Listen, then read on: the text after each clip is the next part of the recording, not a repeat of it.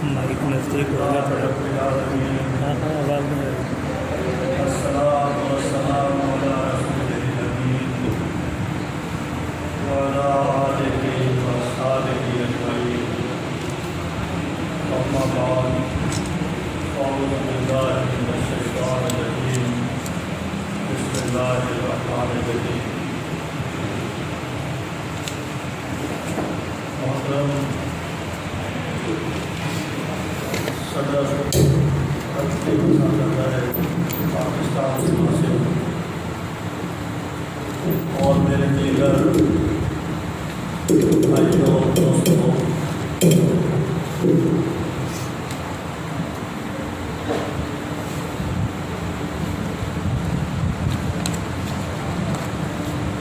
میرا یہ مقام تو نہیں ہے کہ میں آپ جیسے صاحب علم لوگوں کے سامنے اظہار خیال کروں، اور وہ بھی نبی اکرم صلی اللہ علیہ وسلم کے حوالے سے جن پر کروڑ درود اور کروڑ سلام ہو،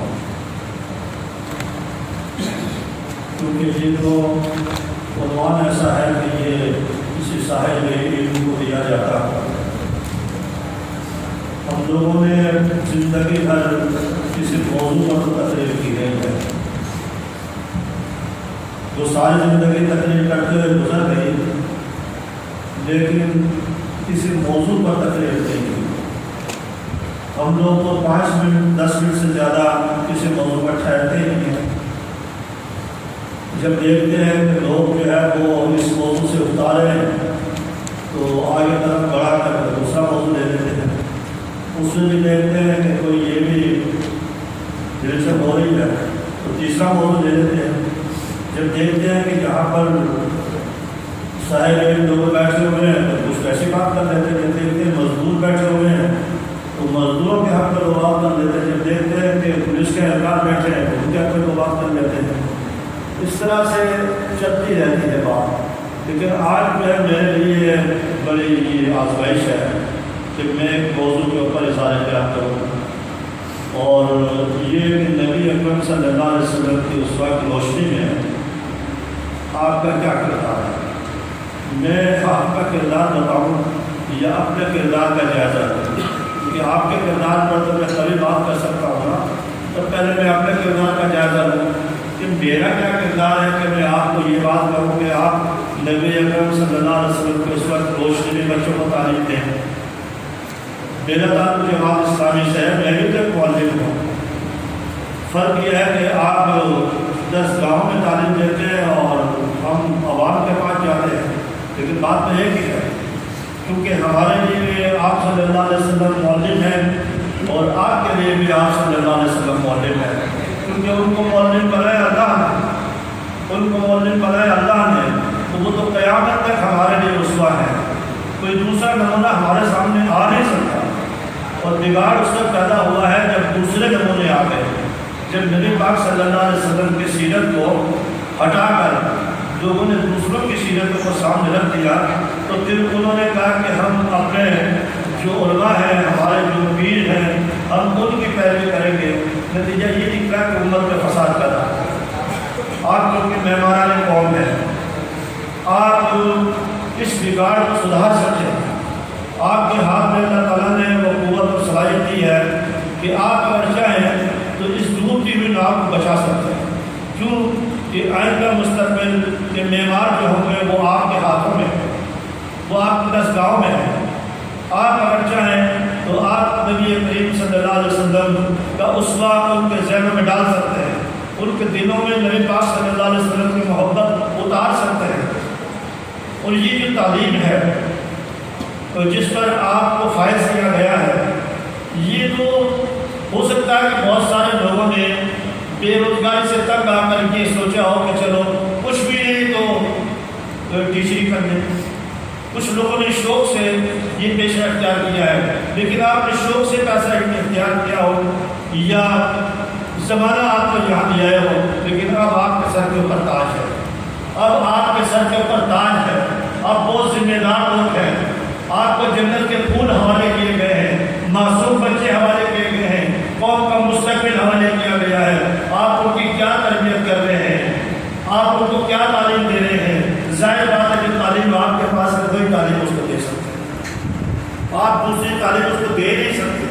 جو تعلیم آپ نے حاصل کی ہے وہی تعلیم آپ اس کو دیں گے۔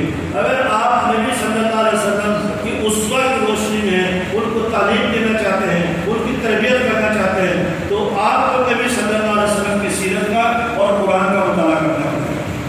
بغیر اس کے آپ ان کی تربیت نہیں کر سکتے، ان کو تعلیم نہیں دے سکتے، اس لیے کہ سب سے پہلے آپ کو وہ اختیار کرنا پڑے گا۔ وہ تربیت جو آپ بچوں کو دینا چاہتے ہیں، سب سے پہلے آپ کو اس تربیت سے گزرنا پڑے گا۔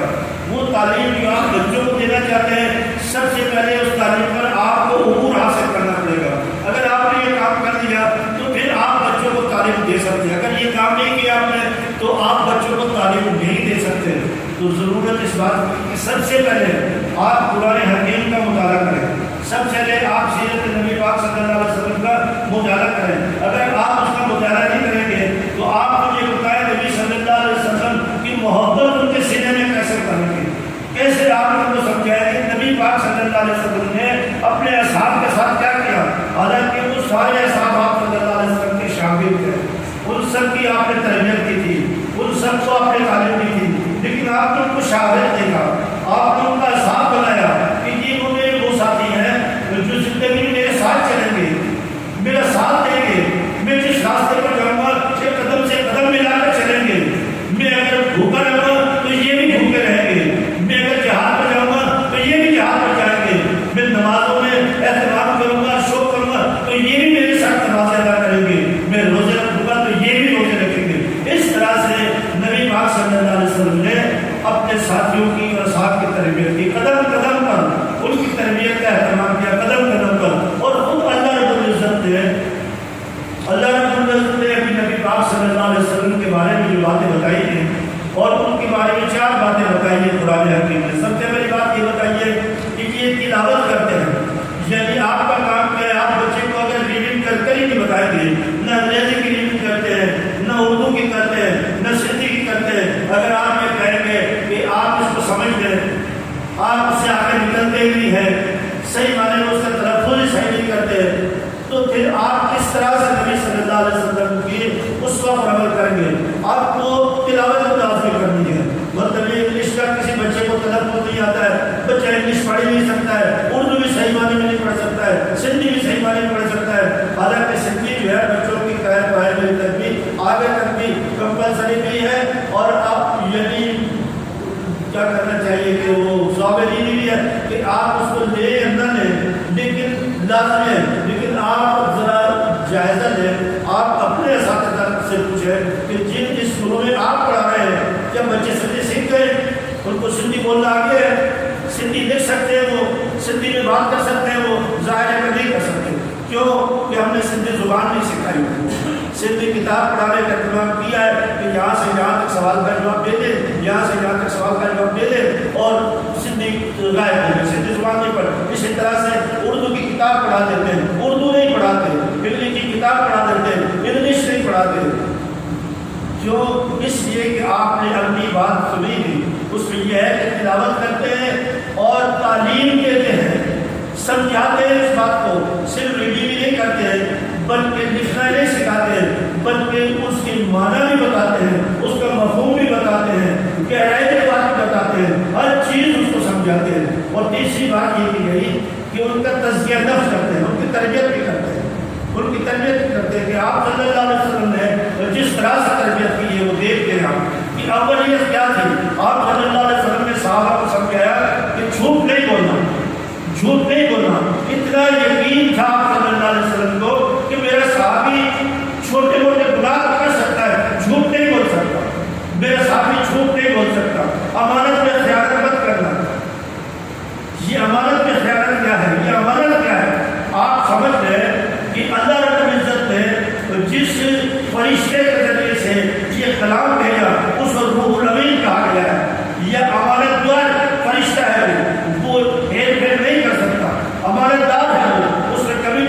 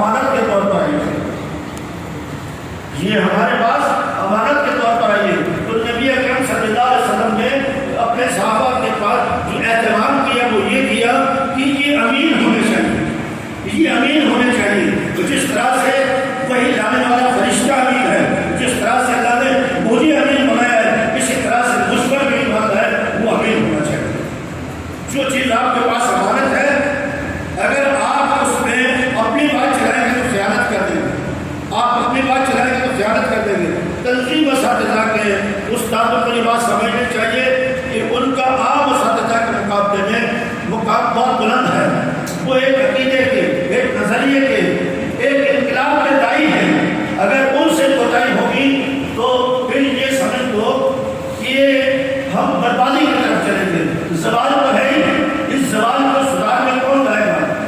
اس زبان کو آپ سدھار میں لائیں گے. حسن البنا ایک ٹیچر تھے، ایک استاد تھے، لیکن انہوں نے جو تحریک چلائی آج آپ مصر میں دیکھیں، لاکھوں انسان شہید ہو گئے، لاکھوں انسان جیلوں میں پڑے ہوئے ہیں، لیکن وہ اپنے عقیدے اور نظریے سے بستہ ہونے کے لیے تیار نہیں. آپ جب اپنے طلبا کے سینے کے اندر محبت ڈال دیں گے اللہ اور اس کے رسول سے، اور اللہ اور اس کے رسول کی محبت کیا ہے کہ اس کی اطاعت کی جائے، اس کا اتباع کی جائے، ان کا کہنا مانا جائے. ہم قرآن پر ایمان لاتے ہیں، قرآن کی بات نہیں مانتے. ہم رسول پر جان دیتے ہیں، رسول کی بات نہیں مانتے. آپ کا یہ فرض ہے کہ آنے والی نسل کو آپ ایسا بتا دیں کہ وہ جس پر ایمان لے کر آئے ہیں وہ بات نہیں اس کی مانتے، جس پر وہ جان دیتے ہیں کہنا بھی اس کا مانے، جس پر وہ فدا ہے اس کے ساتھ بھی وہ چلے. ایسا نہ ہو کہ آپ صلی اللہ علیہ وسلم ہمیں بلاتے رہیں اور ہم اس طرف جانے کے لیے تیار نہ ہوں. آپ تنظیم کے جو لوگ ہیں، ایک مرتبہ سید عبداللہ مودودی رحمۃ اللہ علیہ نے فرمایا تھا کہ ہم میتھ میں بھی اسلام پڑھائیں گے، ہم سائنس میں بھی اسلام پڑھائیں گے. تو لوگوں نے کہا کہ آپ میتھ میں اسلام کیسے پڑھائیں گے، سائنس میں اسلام کیسے پڑھائیں گے؟ تو آپ نے فرمایا ہم میتھ میں اسلام پڑھا سکتے ہیں، اس طرح سے پڑھا سکتے ہیں میتھ میں اسلام کہ آپ نے کسی کو پیسے دیے، کر دیا، اتنا آپ نے اس کے اوپر منافع دے دیا، سود، تو یہ جو سود لیا یہ حرام ہے. آپ نے اپنی کہیں گے دودھ میں جو پانی ملایا، پانی کا جو نفع آپ نے کمایا یہ حرام ہے. یہ گوشت جو آپ نے خریدا، اس میں جو آپ نے پانی شامل کیا یہ حرام ہے. جب قدم قدم پہ بچے کو یہ بات سمجھائی جائے گی کہ یہ حرام ہے، یہ حلال ہے، میرے لیے ہم اس کو سمجھائیں گے، حساب کتاب میں ہم اس کو سمجھائیں گے، معیشت میں ہم اس کو سمجھائیں گے کیا حلال ہے کیا حرام ہے. اور سائنس میں ایک عام استاد جب آپ کو یہ کہے گا کہ برف پانی سے ہلکا ہوتا ہے، بس بات ختم ہو گئی، برف پانی سے ہلکا ہوتا ہے. لیکن ایک مسلمان سائنسدان جو مسلمان ٹیچر ہے وہ یہ بات کہے گا کہ اللہ تعالیٰ نے اپنی ربوبیت کی بنا کے اوپر پانی کو، برف کو پانی سے ہلکا کیا ہے تاکہ اس کی آبی مخلوق زندہ رہے، اس کی آبی مخلوق زندہ رہے. سائنس میں بھی ہم نے اسلام پڑھا دیا، میرے میں بھی ہم نے اسلام پڑھا دیا. اور دوسری بات یہ ہے جو آپ کے اور میرے سمجھنے کی ہے، ہم جماعت کے لوگوں کے سمجھنے کی ہے، جنہوں نے مدرسے بنائے نا دینی ان کے سمجھنے کی بات ہے، جنہوں نے اسکول بنائے ان کے سمجھنے کی بات ہے کہ اسلام مذہب نہیں، اسلام دین ہے. اسلام مذہب نہیں، اسلام دین ہے. اگر اسلام دین ہے تو دین کے سارے کام دینی ہے کہ نہیں ہے؟ حکومت کرنا بھی دین ہے، سیاست کرنا بھی دین ہے. تو آپ کیا کہیں گے کہ آپ کے ملک میں کوئی ڈاکٹر نہ ہو، آپ کے ملک میں کوئی انجینئر نہ ہو، آپ کے ملک میں کوئی بڑا ادیب اور شاعر نہ ہو؟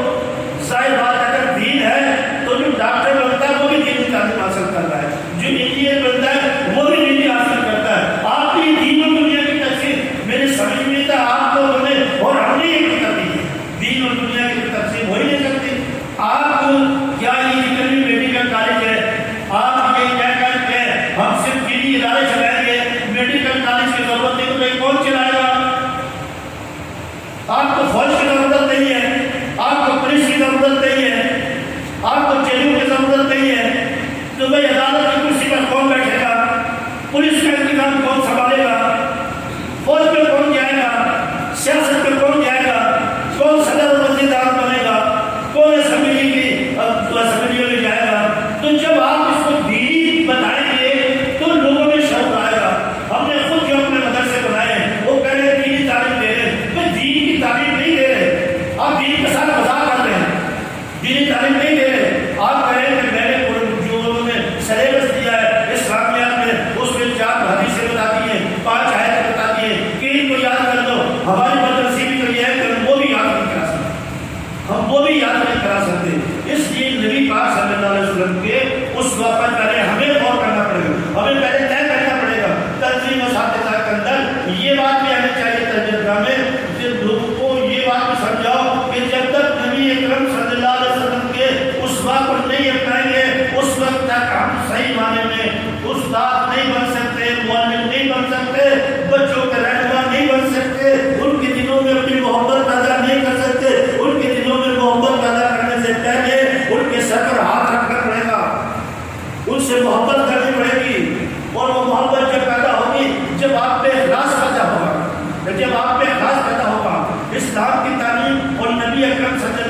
وسلم کی تعلیم یہ ہے کہ جو کام بھی کرو اس میں اخلاص ہو. اخلاص یہ ہے کہ میں جو بچوں کو پڑھا رہا ہوں میں تنخواہ کے عوض نہیں پڑھا رہا, میں سرکار کی ڈیوٹی نہیں دے رہا, میں اللہ کی ڈیوٹی دے رہا ہوں. میں اللہ کی ڈیوٹی دے رہا ہوں. یہ بچے یہ میرے پاس اللہ کی امانت ہے, اس کا یہ مجھے اللہ دے گا. اگر آپ کے دل میں یہ بات ہے کہ میں جو محنت کر رہا ہوں, میں 1 گھنٹہ زیادہ جو بچوں کو دے رہا ہوں, اور جو فارغ ہونے کے بعد بھی بچوں کو میں گھر بلا رہا ہوں, میں اس ٹیوشن کا معاوضہ نہیں دے رہا ہوں, بلکہ اپنا فرض سمجھ کر میں بچوں کی رہنمائی کر رہا ہوں. میں فارغ ہو بعد میں بچوں کی رہنمائی کر رہا ہوں, میں ان کے گھر جا رہا ہوں, ان کے والدین سے پوچھ رہا ہوں کہ آپ کے بچوں کا کیا حال ہے اور کہاں یہ جا رہے ہیں. تعلیم حاصل کرنے کے بعد ان کو آپ دیکھیں گے کہ کس سوسائٹی کے ساتھ یہ رہ رہے ہیں, کن لوگوں کے درمیان یہ رہ رہے ہیں, کن لوگوں کے پاس ان کا اٹھنا بیٹھنا ہے, اور یہ گھر آ کر کیا کرتے ہیں, گھر آ کر یہ ہوم ورک کرتے نہیں کرتے. تو آپ جب ان کے ساتھ دن کریں گے تو اس کا معاوضہ آپ کو حکومت نہیں دے گی, کیونکہ آپ کے فرائض میں یہ بات داخل نہیں ہے. آپ کے فرائض میں تو یہی بات داخل ہے کہ آپ بچوں کو ایمانداری سے پڑھیں. لیکن جب اخلاص ہوگا, اخلاص ہوگا تو روتے ہوئے بچے کے آنسو آپ پوچھیں گے. جو بچہ بھوک سے بن بلا رہے ہیں اور بھوکا آ گیا ہے کہ سر مجھے ماریں گے, سر مجھے ڈانٹیں گے, گھر پر کام ہو گیا تھا, امی نے کام بتا دیا تھا, مجھے دیر ہو گئی ہے, سر مجھے اسکول کلاس سے نکال دیں گے, سر مجھے ماریں گے. نہ, آپ ایسا کام نہ کریں. بچے کے سر پر ہاتھ رکھائیں, اس کو اپنے گلے سے لگائیں, اس سے پوچھیں کہ بیٹا دیر بھی ہو گئی ہے.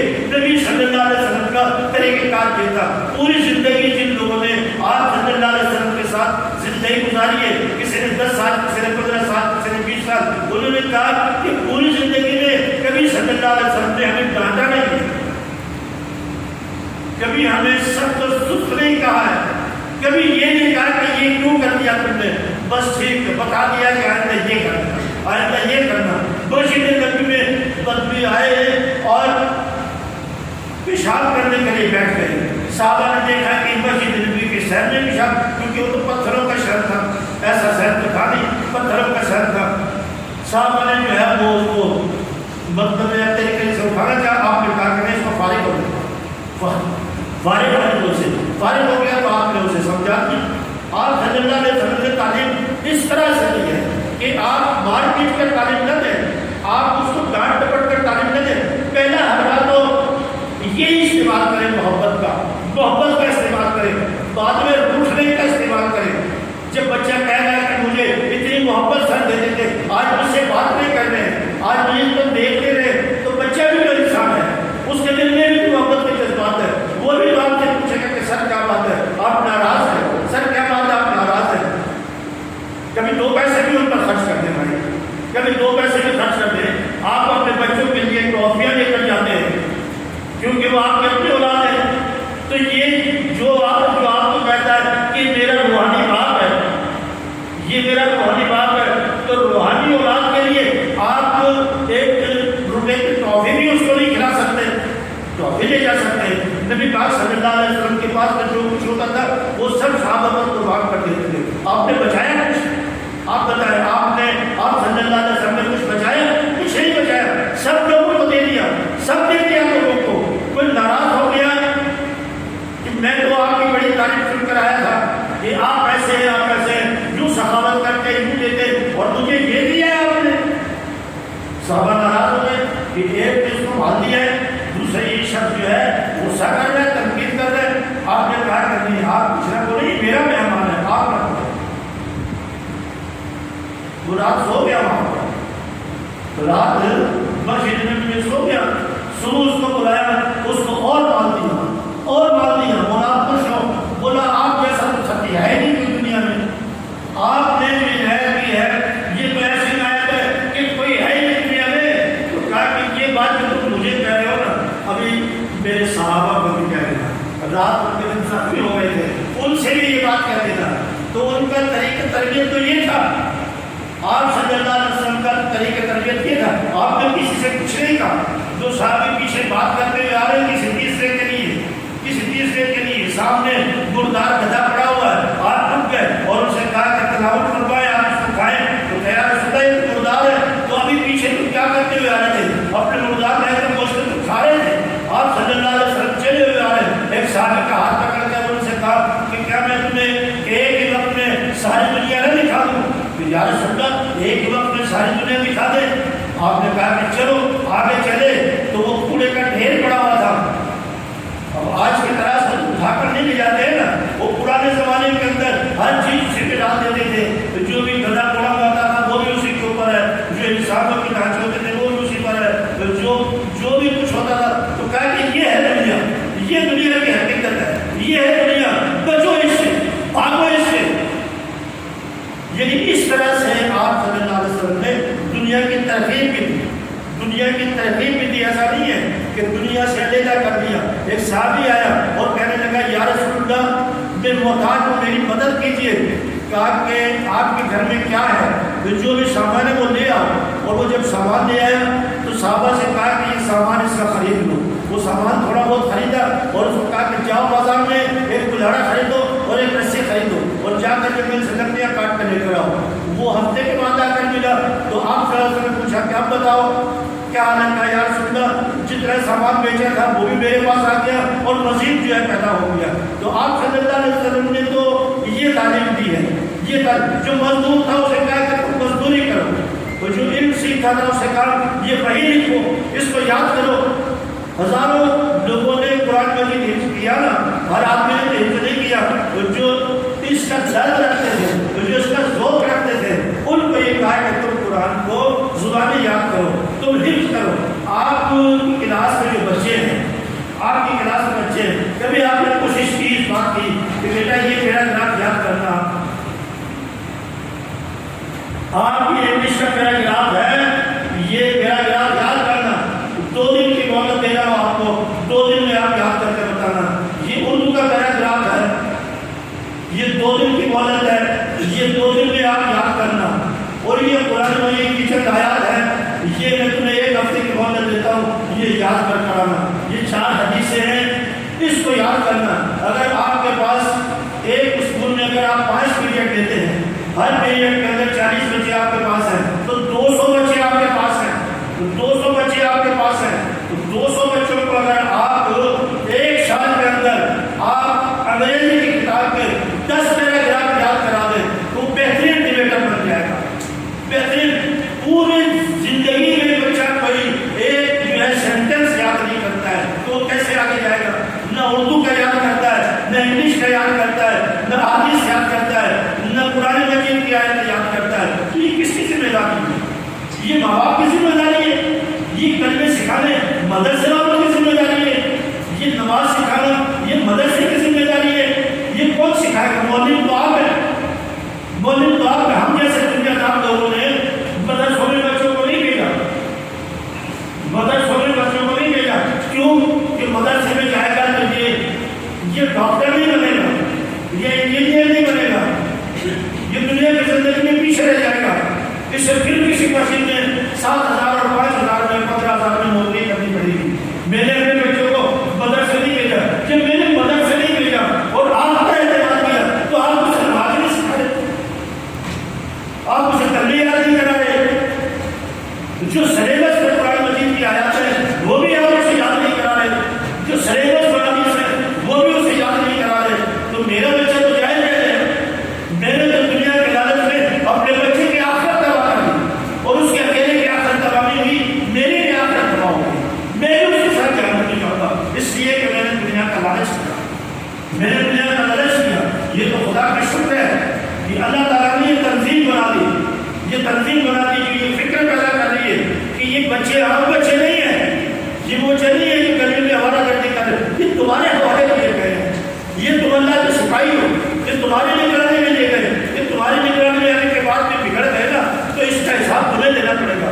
یہ تمہاری نگرانی میں آنے کے بعد بھی اگر سورۃ فاتحہ زندگی میں پڑھتے رہے اور اس کا ترجمہ اس کو نہیں آیا، یہ ساری زندگی سورۃ الناس پڑھتے رہے اور اس کو ترجمہ اس کا نہیں آیا، اور یہ ساری زندگی تلاوت کرتے ہیں، نماز پڑھتے ہیں اور نماز کا ان کو ترجمہ نہیں آیا، نہ تحیات کا ان کو ترجمہ آیا، نہ درود شریف کا ان کو ترجمہ آیا، نہ دعا قنوت کا ان کو ترجمہ آیا، ان کو کسی چیز کا ترجمہ نہیں آیا، تو یہ نماز نہیں پڑھ رہے ہیں، یہ رسم ادا کر رہے ہیں، نماز نہیں پڑھ رہے۔ اس کی ذمہ داری کس پر ہے؟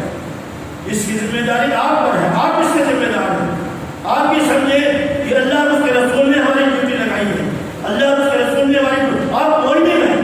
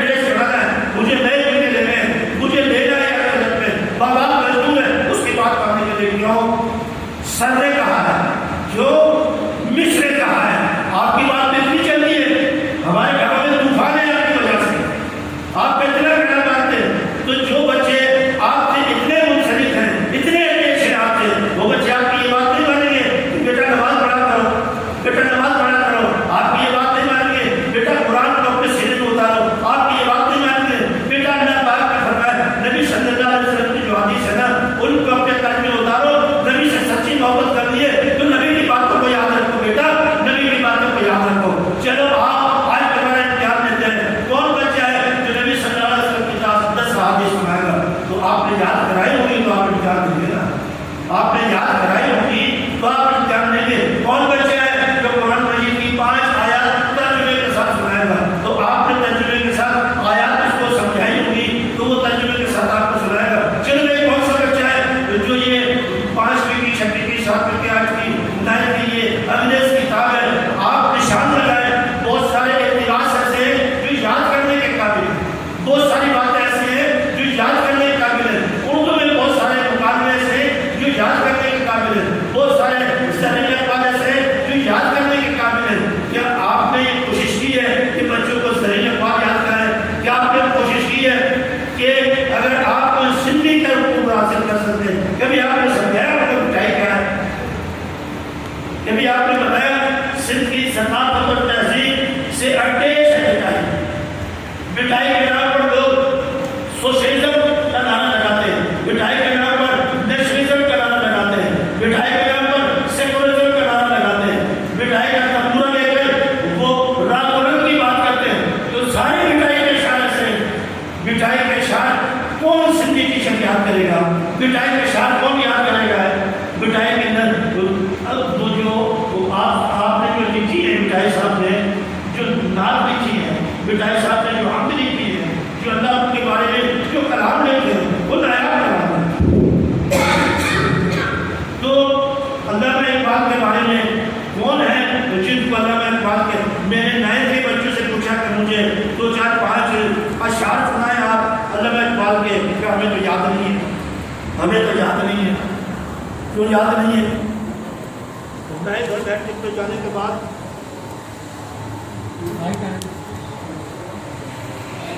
نئے اور میٹرک پہ جانے کے بعد بھی آپ کو اگر علامہ اقبال کے اشعار یاد نہیں ہیں، مٹھائی صاحب کے اشعار یاد نہیں ہیں، قرآن کی آیتیں یاد نہیں ہیں، احادیث یاد نہیں ہیں، آپ کو نماز کا ترجمہ یاد نہیں ہے، تو ہم نے کیا پڑھایا ہے اور کیا کرا ہے؟ یہ بتائیں آپ مجھے، کون اس کا ذمہ دار ہے؟ کون اس کا ذمہ دار ہے؟ تو تنظیم اساتذہ کبھی یہ نہیں پوچھ سکتی کہ آپ جس اسکول میں پڑھ رہے ہیں وہ کتنے بچے آپ کے زیر تربیت ہیں، کتنے بچے ہیں جو آپ کے زیر تربیت ہیں؟ بتائیں آپ، پوچھیں آپ سے، پوچھیں، تنظیم کا فرض ہے، کیوں لگایا آپ کو؟ کیا آپ عوام میں جا کر تبلیغ کر رہے ہیں؟ کیا پبلک میں جا کر آپ ان کو بتا رہے ہیں کہ آپ کیا کریں اور کیا نہ کریں؟ پبلک میں تو آپ یہ بات نہیں بتا رہے، پبلک میں تو نہیں کہہ رہے آپ، کبھی آپ کو بلائے کہ آپ ہمارا سیاسی دنگل جو ہو رہا ہے اس میں ذرا اظہار خیال کریں، ہم نے تو نہیں بلایا آپ کو کبھی بھی۔ تو آپ سے تو کوئی پوچھے نا کہ آپ کس اسکول میں معلم ہیں، اپنا فریضہ ادا کر رہے ہیں، تو معلم ہونے کی حیثیت سے نبی پاک صلی اللہ علیہ وسلم نے جو تاج آپ کے سر کے اوپر رکھا ہوا ہے، اس حیثیت سے آپ بتائیں کہ 200 بچوں میں آپ کتنے بچے آپ کے زیر تربیت ہیں؟ آپ بتائیں کتنے بچے آپ کے زیر تربیت ہیں جن کے سینے میں آپ نبی صلی اللہ علیہ وسلم کی محبت ڈال رہے ہیں،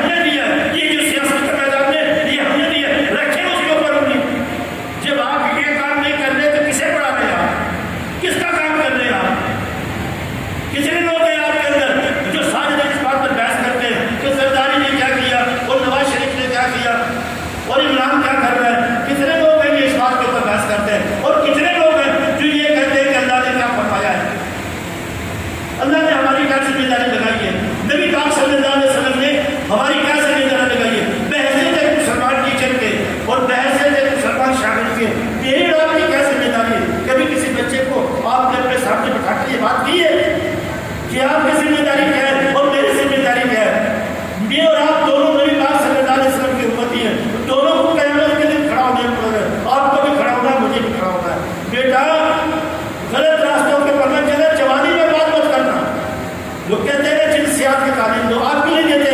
آپ کیوں نہیں بچے کو سمجھاتے؟ تیری عمر 13 سال ہو گئی ہے، 14 سال اور 15 سال ہو گئی ہے، 16 سال تک تو میٹرک کلاس بنائے گا، بچنے درندوں سے، دہشت گردوں سے بچنا، یہ تیری جوانی کو برباد کریں گے، تیرے ایمان کو برباد کریں گے، تیری صحت تیرے ایمان کے ساتھ پہنچانے گے۔ جس دن تیرا ایمان بگڑے گا تیری صحت بھی بگڑ جائے گی، جوانی میں بوڑھا ہو جائے گا، بوڑھا جب ہوگا تو کمر جھکا کر چلے گا، چل نہیں سکتا، 50 سال کے اندر تیری موت ہو جائے گی۔ اس لیے غلط راستے پر مت چلنا، کسی کے بہکار مت آنا، لچھی باتیں مت کرنا، گندی باتیں مت کرنا، گندے نتیجے مت سننا، ایک دوسرے سے باتیں مت کرنا، یہ تمہیں تباہ کر دیں گی، برباد کر دیں گی، تمہارے خاندان کی عزت کو ملیٹ کر دیں گی، اور ہمارا بھی یہ نام بدنام کریں گے کہ کس کے پاس پڑھا یہ بچہ، کس اسکول میں جاتا یہ بچہ۔ آپ نہیں بتا سکتے بچوں کو، بتایا کبھی آپ نے بچوں کو؟ مجھے یقین ہے نہیں بتایا آپ نے، کیونکہ آپ کے سبجیکٹ کی بات نہیں، کیونکہ وہ آپ کا بیٹا نہیں، آپ کے بیٹے کو بات نہیں بتا دیں گے۔ آپ کا بیٹا آپ کے آنکھوں کے سامنے برباد ہو رہا ہے، آپ کے آنکھوں کے سامنے آپ کو پتا ہے یہ کیا کر رہا ہے، کیوں؟ آپ کبھی 16 سال کا نہیں تھے کیا؟ آپ کبھی 15 سال کا نہیں تھے؟ آپ کبھی 13 سال کا نہیں تھے؟ آپ کی کبھی جذبات نہیں ابھرے؟ آپ کی کوئی عمر نہیں تھی؟ آپ کے اندر کوئی اشتعال نہیں تھا؟ آپ کے اندر کوئی انتشار نہیں تھا؟ تو آپ کا بیٹا فرشتہ ہے، کیوں اپنے بیٹے کو نہیں سمجھاتے بات؟ بیٹا کہاں جا رہا ہے، کس کے ساتھ کھیل رہا ہے، کس کے ساتھ کر رہا ہے؟ تو استاد بھی نہیں سمجھائے، باپ بھی نہیں سمجھائے، پھر وہ بچہ برباد نہیں ہوگا، برباد نہیں ہوگا وہ۔ جب قرآن حکیم آپ کو یہ تعلیم دیتی ہے کہ کیا کریں کیا نہ کریں، تو آپ کیوں نہیں کرتے؟ آپ بھی کریں نا، آپ اس سلیبس کے محتاج نہیں ہیں جو حکومت نے آپ کو دیا ہے۔ اگر آپ اس سلیبس کے محتاج ہوئے تو مر جاؤ گے، ڈھونڈنے سے بھی رات نہیں ملے گی، جل جائیں گے ہم سارے کے سارے۔ اس سلیبس کا اعتماد مت کرو جس میں سے کبھی ختم نبوت کا مضمون نکالتے ہیں نا، کبھی صحابہ کرام کا نکالتے ہیں، ابو بکر صدیق کا مضمون نکالتے ہیں، کبھی حضرت عائشہ کا مضمون نکالتے ہیں، کبھی کسی کی بات مانتے ہیں، کبھی کسی کی بات مانتے ہیں۔ پاکستان میں محمود غزنوی نہیں پڑھایا جاتا، پاکستان میں بابر نہیں پڑھایا جاتا، پاکستان میں شاہ الدین غوری، وہ بات چلی گئی، وہ ختم ہوئی بات جب پاکستان بنا تھا، جب پڑھاتے تھے۔ لیکن اب پاکستان میں بھی محمود غزنوی لٹیرا ہے، پاکستان میں بھی محمد بن قاسم لٹیرا ہے، پاکستان میں بھی شاہ الدین غوری لٹیرا ہے، پاکستان میں بھی بابر لٹیرا ہے۔ کیوں؟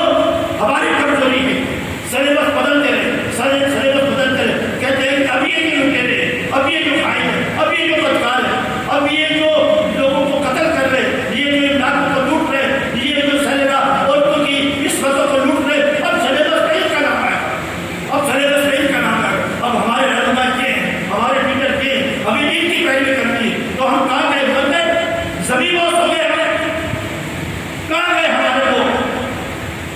کیوں وہ جہادی کردار ادا نہیں کرتے؟ کس کی ذمہ داری ہے یہ کہ اس کا راستہ روکے؟ کیا صلاح الدین ایوبی لٹیرا تھا؟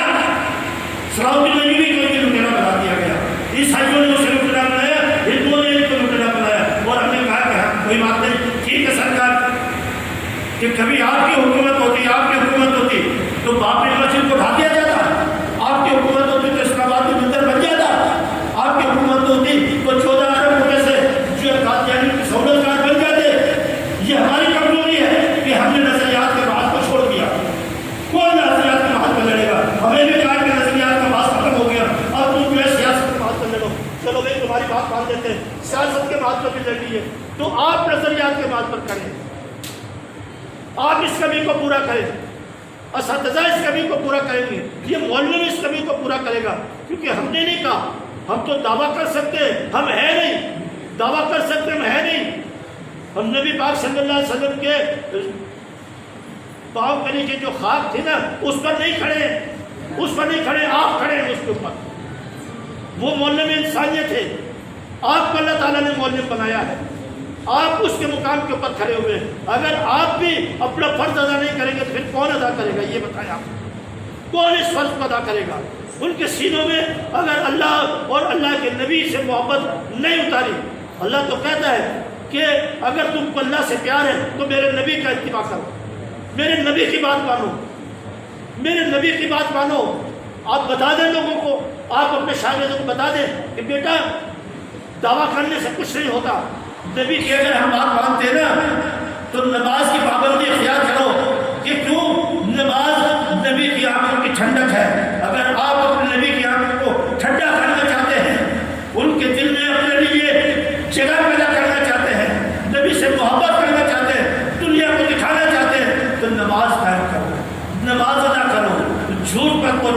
سچائی کے ساتھ دو، برے کاموں سے بچو، کسی کا مال مت اٹھاؤ، چوری مت کرو، غیبت مت کرو، خیانت مت کرو، یہ سارے کام برے ہیں، نبی نے ان سے منع کیا ہے۔ اور آج بیٹا تمہاری اس لڑکے سے لڑائی ہو جائے، تمہارے برابر کا ہے، طاقت پہ بھی تمہارے جیسا ہے، تم ہار مان لو گے، ہار مان لو گے؟ آپ کی کسی سے لڑائی ہو جائے تم اعلان کر دو گے کہ میں ہار گیا؟ نہیں کرو۔ کمزور آدمی بھی ہار نہیں مانے گا۔ آپ بتا سکتے ہو بچوں کو بیٹا تمہاری لڑائی کس سے ہے، آپ کی لڑائی کس سے ہے؟ آپ بتا سکتے ہیں بچوں کو آپ کی لڑائی کس سے ہے؟ بتایا کبھی آپ نے کبھی اپنے بچوں کو، اپنی اولاد کو، اپنے بھائیوں کو کبھی سمجھایا آپ کی لڑائی کس سے ہے؟ ہماری لڑائی ان سے بغیرتوں سے ہے جو نبی پاک صلی اللہ علیہ وسلم سے لڑائی لڑ رہے ہیں۔ ہماری غیرت کہاں گئی ہے؟ ہمارا ایمان کہاں گیا ہے کہ جو نبی سے لڑ رہے ہیں، نبی کے دین سے لڑ رہے ہیں، نبی کے قرآن سے لڑ رہے ہیں، نبی کی امت سے لڑ رہے ہیں، اس کی امت کے بچوں کو قتل کر رہے ہیں، شہید کر رہے ہیں، اس کی امت کی بیٹیوں کی عصمتوں کو لوٹ رہے ہیں، ان کی املاک کے اوپر قبضہ کر رہے ہیں، ان کی کھیت اجاڑ رہے ہیں، ان کو جیلوں میں ڈال رہے ہیں۔ وہ ہمیں کہتے ہیں کیا کہتے ہیں؟ ہمیں کہتے ہیں کہ چھوڑ دو نبی کا دامن، چھوڑ دو نبی کا دامن، آؤ ہماری طرف آؤ۔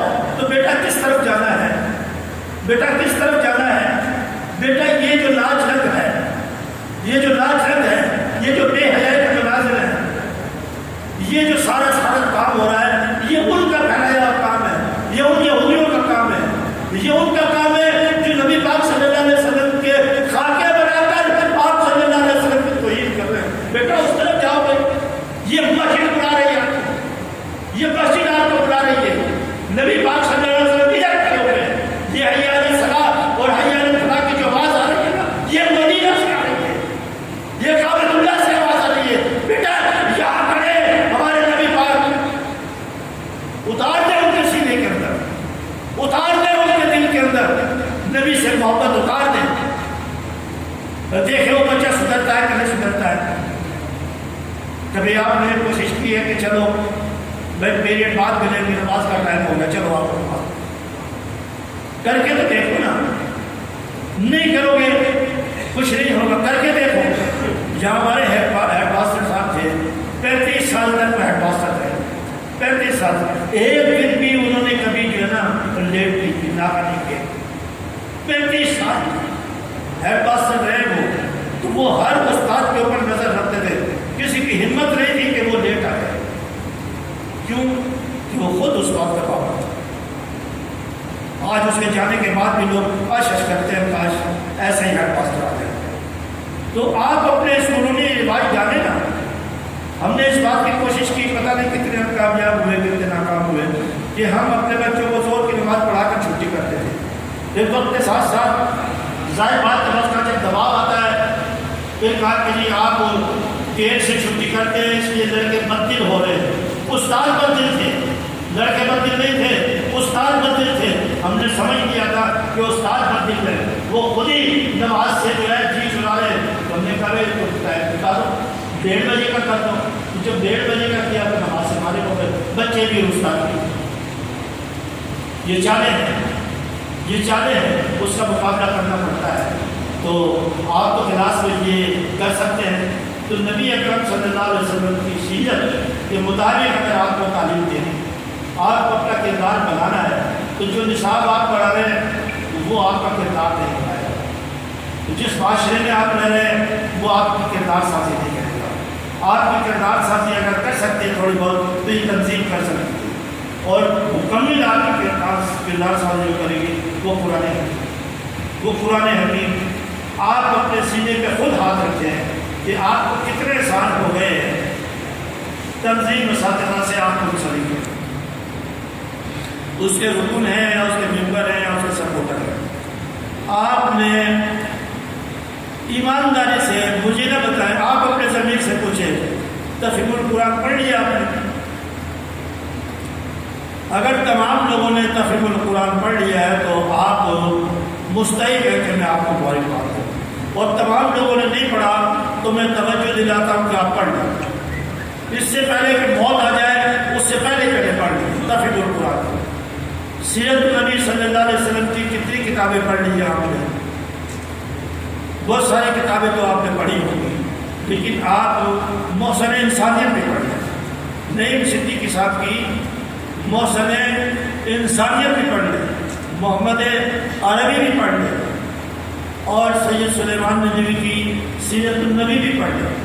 آپ جب تک حضور اکرم صلی اللہ علیہ وسلم کی سیرت کا مطالعہ نہیں کریں گے تو آپ کے اندر وہ سیرت آئے گی۔ آپ جب تک تفہیم کا مطالعہ نہیں کریں گے آپ کو کیا پتہ چلے گا کہ آپ اس تنظیم میں کیوں شامل ہو گئے؟ تفہیم کا مطالعہ کریں گے تو قدم قدم پر آپ کو پتہ چلے گا کہ اس تنظیم میں شامل ہونے کا مقصد یہ ہے، تنظیم میں شامل ہونے کا مقصد یہ ہے، تنظیم میں شامل ہونے کا مقصد یہ ہے۔ جہاں کر دیا گرما دیا وہ گرم ہو گئے، جہاں نرما دیا نرم ہو گئے۔